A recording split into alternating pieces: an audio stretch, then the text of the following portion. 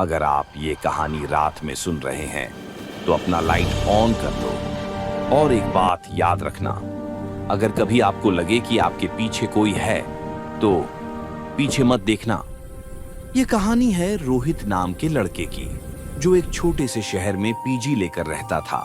उसकी पीजी का कमरा नंबर था 307। लोगों ने उसे पहले ही वार्निंग दी थी। कमरा 307 में रात 3 बजे कोई नहीं रहता, लेकिन रोहित ने यह बात मजाक में उड़ा दी।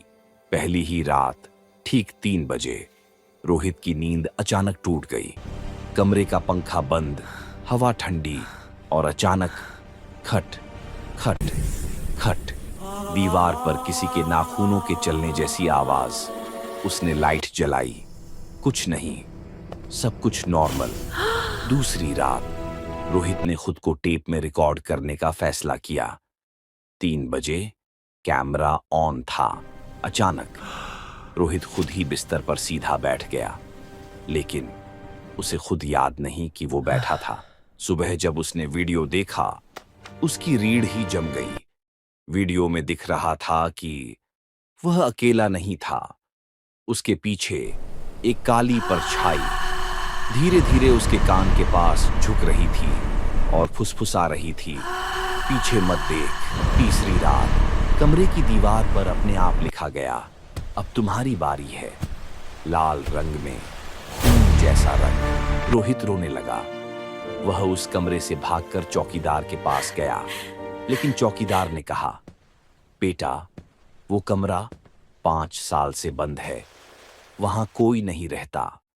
अगले दिन रोहित ने पीजी के मालिक से बात की। मालिक ने डरते हुए बताया, 5 साल पहले कमरा 307 में एक लड़का रहा करता था।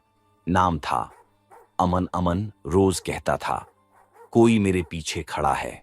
एक दिन उसी कमरे में वह लटका हुआ मिला, लेकिन उसकी लाश दीवार की तरफ घूमी हुई थी। अब हर रात रोहित को अपने पीछे सांसों की आवाज आती, ठंडी उंगलियां जो धीरे धीरे उसकी गर्दन को छूती, और कान में एक ही आवाज, कमरा खाली नहीं है। 5वीं रात रोहित ने तय किया, वह सच्चाई का सामना करेगा।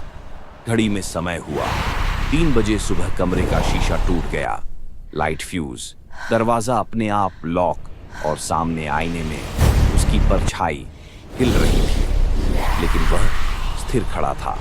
परछाई ने मुस्कुराकर कहा, अब तुम बाहर नहीं जाओगे।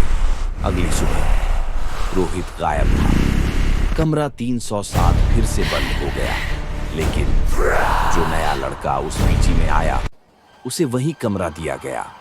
और पहली ही रात उसने महसूस किया, कोई उसके पीछे खड़ा है।